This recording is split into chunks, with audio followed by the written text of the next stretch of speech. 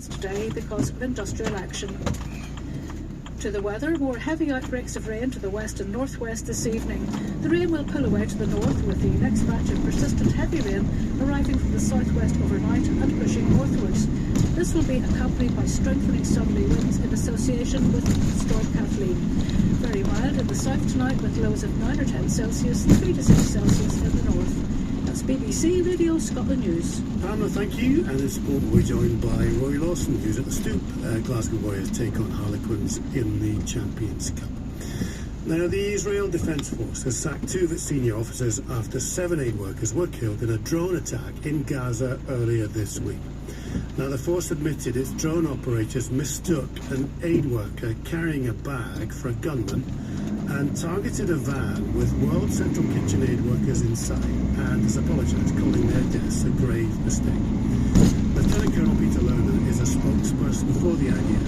There's a visual confirmation of a gunman, first of all, on one of the trucks, that then conducted shooting from one of the trucks, and when they indeed reached the hangars, there were more gunmen identified on the location, and it led basically to the entire misidentification and the failure of what should have happened. This is precisely the reason that 2 senior officers, a major and a colonel, have been dismissed from their roles. 3 other senior officers have also been reprimanded for their role and their responsibilities, and we're taking this incident very, very seriously. Meanwhile, the Israeli Prime Minister Benjamin Netanyahu remains under pressure over aid after it was announced last night that 2 humanitarian routes into Gaza, the Erez Gate and the Ashdod port, had been opened. It came hours after US President Joe Biden told him that Israel must take steps to prevent civilian harm and humanitarian suffering if it wants to maintain US support. But aid agencies, including World Central Kitchen, have since paused work following the airstrikes. Ahmed Bayram is from the Norwegian Refugee Council in Amman in Jordan. And he told me that although aid is beginning to get in to Gaza, the situation is becoming increasingly worrying. I mean, after the strike on the World Central Kitchen, obviously that was a hammer blow for aid, at least in the middle and the northern areas in Gaza. All of a sudden, you were talking about 150,000 to 200,000 meals, warm meals every day that the World Central Kitchen and other partners as well have, they have been suspended. This means that inevitably people will be pushed closer to the famine, really, unless the situation is completely transformed and reversed. Us in the Norwegian Refugee Council, we are closer to the Rafah border in the south, and I hear a lot of accounts about more and more children being visibly malnourished, getting skinnier and skinnier in the middle of uncontrolled disease outbreak.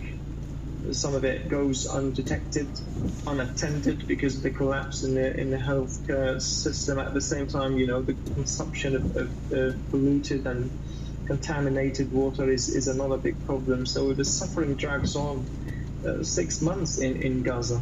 How many lives do you think are at risk now? So we're talking about at least half of the population, so closer to 1.1 million people in Gaza getting pushed closer to the brink, closer to a famine situation. And even when a famine has not been officially necessarily declared, it doesn't mean that people are not dying of hunger. They are, and the numbers show that. Obviously, hunger and starvation will inevitably mean that people will die preventable death. And this is 2024. This is the 21st century. In this time and age, for this to happen while the entire world watches on, trying to pressure, one state to reverse this, I think says a lot about how, where humanity is at the moment. 6 months of relentless violence and preventable death. I see the UN echoes your figures. The UN estimates that 1.1 million people, half the population, they're facing catastrophic hunger. Is there any aid getting through? Because I think that Israel says it's approving these openings at the Erez crossing and the Ashdod port for humanitarian deliveries. Is there any aid getting through just now? The Rafah crossing, yes. There is some aid. We're talking about sometimes scores, sometimes 100, sometimes 100-something trucks per day. But to compare that to the real needs on the ground, it's a drop in a very vast ocean. We're talking about hundreds, and there are estimates that well over 1,000 trucks are needed per day. Just think of it, the trucks have to make it to Rafah and stop very close from these overcrowded shelters, and it's the most overcrowded city in Gaza at the moment. It has to be, distributed as soon as it gets into Gaza. That means there's not much left for other areas. At the same time, aid that used to come from the south to the north, a lot of it has been blocked. The UN, I think, says 30% of it has been blocked last month by Israel. So the answer is no, there is not enough aid. There is some aid that is getting in, but there is definitely not enough aid to avert a real humanitarian catastrophe, particularly in the north. Ahmed Bayram from the Norwegian Refugee Council. Let's talk to Juliet Tuma from UNRWA. Hello, Juliet. Hello. We've spoken before, but I don't think I've spoken to you since we became aware of the number of your aid workers who died or been killed. Am I right? The latest numbers I can see is around 100 UNRWA workers have been killed in Gaza. Is that right? Very sadly, the number has been much higher since you got those. We are at 177 colleagues who have been killed since the war began, including some who were killed in the line of duty while serving communities in needy Gaza. I spoke earlier on to Sean Raymond, who was an ex-paratrooper and national security advisor, and he was saying he's been in the theatre of war and he's never been aware of this before, aid workers being killed to such a large extent. Yeah, well, Gaza has become very fast the most dangerous place to be an aid worker and a medical worker, and a journalist, a child, a mother, a human being. Gaza has become one of the most dangerous places on earth right now. The idea of saying that they've reported that they've sacked 2 senior officers, you could argue the middle-ranking officers, no high agents have really gone. Do you think this goes far enough? What the Israeli authorities at all levels need to do is to abide by the rules of war and refrain from violating those rules. This is why they're there. They should be followed by all parties to the conflict, including the Israeli army and the state of Israel. So humanitarian workers and convoys and humanitarian facilities, we've had too many of those hit during the war. They should always be protected. It's very simple. What's going wrong, and what is your take on what I keep saying to people? We have a little island off the west coast of Scotland called Arran, and that's the same size as Gaza, and there are 2 million people there, and we know from your aid agencies, the UN and others, that 1 million of them are at real risk of starvation. What is the situation there, and what is needed in terms of aid? That's just not happening.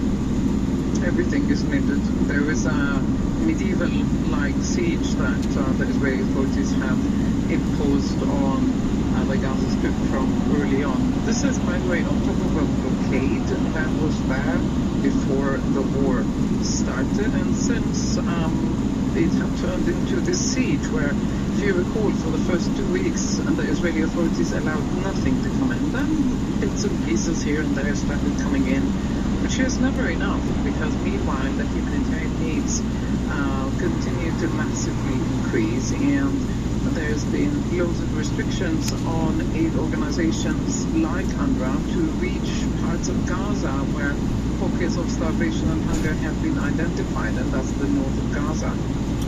Juliet, thank you, Juliet. Well, let's get more on this, because Sunday, believe it or not, marks 6 months since the October the 7th attacks in which 1,200 people were killed and 250 hostages were taken by Hamas. Since then, some have been released, others killed. more than 100 are being held captive in the Gaza Strip. The UN says 32,000 people have been killed in Gaza. And in the past hour, Foreign Secretary David Cameron says major reform is needed for Israel's deconfliction mechanism, a system that allows relief organisations to work in some of the world's hottest conflicts to ensure the safety of aid workers. Well, let's talk about David Cameron. He's a former hostage negotiator and the director of Forward Lead, an NGO which works to promote an inclusive peace process in the Middle East. Oliver, hello. Good evening, John. Your sense of where we are?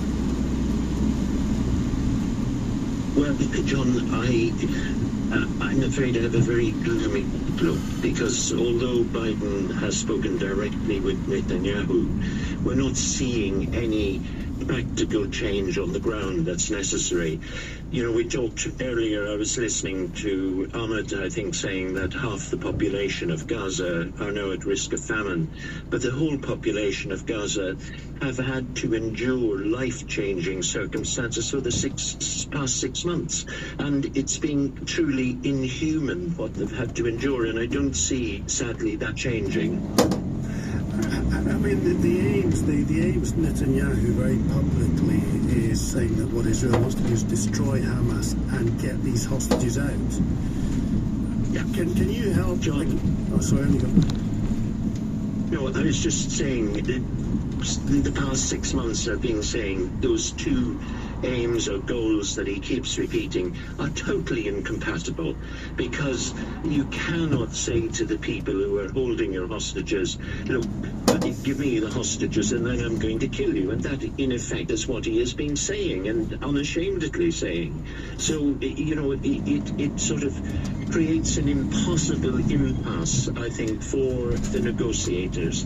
And I'm glad it's here in Paris. I've been talking with the French Foreign Ministry, and I'm glad they're, I think, preparing at present a resolution for the Security Council which separates the release of the hostages from a ceasefire, because the same humanitarian demands is that there is an immediate ceasefire. You cannot continue at this level.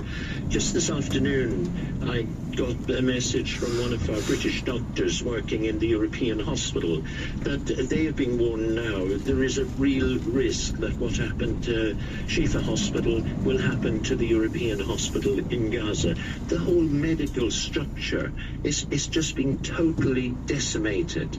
The only way the hostages will get out is ceasefire and then proper negotiation to secure their release and return them to their families. The trouble is, and you know this, that many experts are saying that Netanyahu is effectively the Putin of the Middle East, and he's so far up the track that he's chosen to go that he can't turn back. John, you know, if he stops, if there is a ceasefire, without him achieving his military goal, he will immediately lose office. I think it'll be a process of, you know, the government splitting.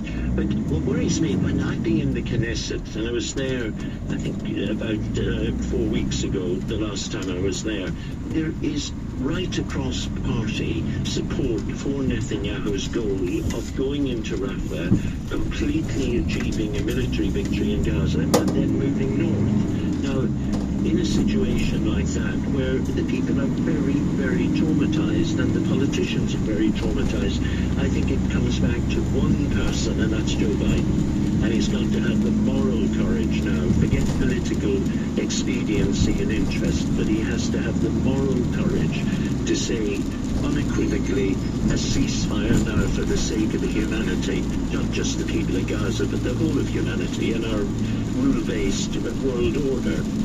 The difficult bit, it's a bit like many of the things we talk about. Information control is key. Hugo Batega, our correspondent in Jerusalem, was saying, well, people in Israel don't see the pictures.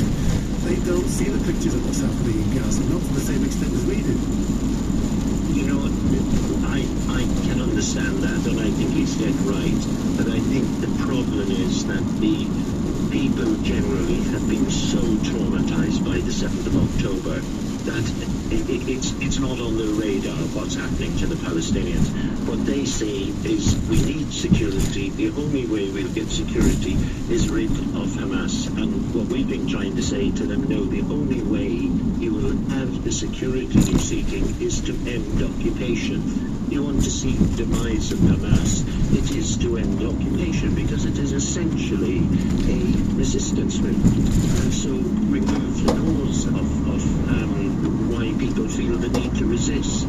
Oliver Mattel, thank you very much indeed. Scotland. As of a couple of days ago, I'd received more than 3,000 hate crime reports since this new law was introduced on Monday. The BBC reported it creates a new crime of stirring up hatred over protected characteristics. A large number of these were about a 2020 speech by First Minister Hamza Yousaf.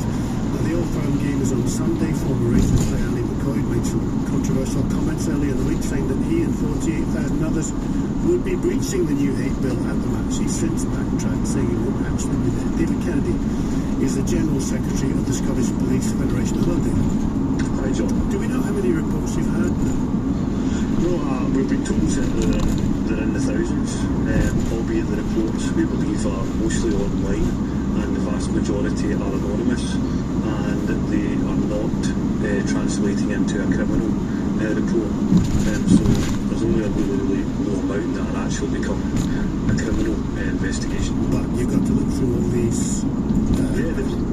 Yes, John, they've been through every single one and go through it properly to make sure that they're not missing anything, and that takes time and a lot of police time and money to do that. Well, it must be, if it's thousands and it's call handlers and there's procedures, are people earning overtime? Are they bringing in extra people? It must be hugely costly. It's hugely costly. The police are having to have, I would reckon, about 30 to 40 officers in overtime, and that's over the 24-hour period, to make sure that they are looking at every single claim or every single form that comes in, to understand what it is and to make an assessment of it to decide whether or not it is the bar for criminality. So that's 30 to 40 extra officers every 24 hours, is that right? Yes, that's what I believe is roughly what they'll be using at the moment, and that's in the control rooms. It's in the control rooms, and that's our control rooms are. I can tell you, we've done a recent survey of the control rooms, and they're heavily under.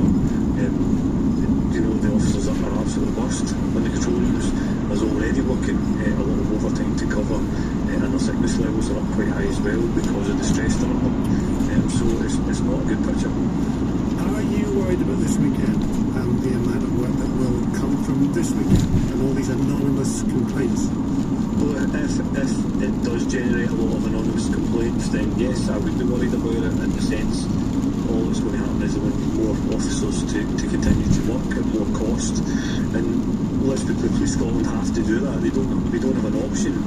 They will have to monitor these online complaints, monitor the forms, and that's off the back of no thousands less police officers and no finance towards any of the issues surrounding the bill.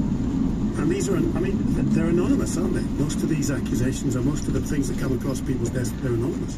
Yeah, well, they are. What we're told, they are anonymous. But the problem you have there is, historically we've had victims of domestic violence who would report via other means, and then within the body of the text, they would actually tell a cry for help to the police. And it's for that reason the police have to be really careful when an anonymous complaint comes in, because it might say it's anonymous, albeit within the body of that text there could be another complaint that's actually somebody is hoping to see, and it's a cry for help.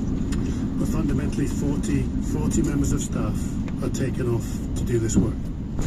Yeah, they're either taken off or they're working overtime, which could be rest days.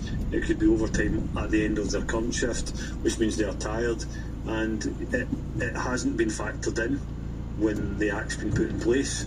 And we need Parliament and Government to look at this for the future reference, to make sure that when new laws are passed, the police don't get to, they don't pass the buck to the police service. All right, David Kennedy, thank you, General Secretary of the Scottish Police Federation. Now, potholes. Everyone says they're getting worse.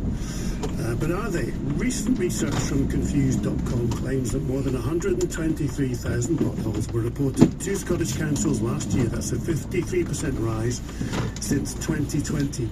And it says, guess what? Glasgow's Great Western Road was the worst, with nearly 1,500 documented in 2023. And earlier I spoke to Debbie Johnson from Anysign Car Services. It's a garage just a few metres from that road, and she told me what she sees. One we had the other day was a pothole and the actual full shock absorber snapped in two. They were getting coil springs constantly, suspension arms constantly. It's just ongoing. Debbie, is this much worse than it used to be? Yes. And what do the drivers tell you then about the state of the roads? Just every road pretty much, that between every road in Glasgow pretty much is just really, really bad.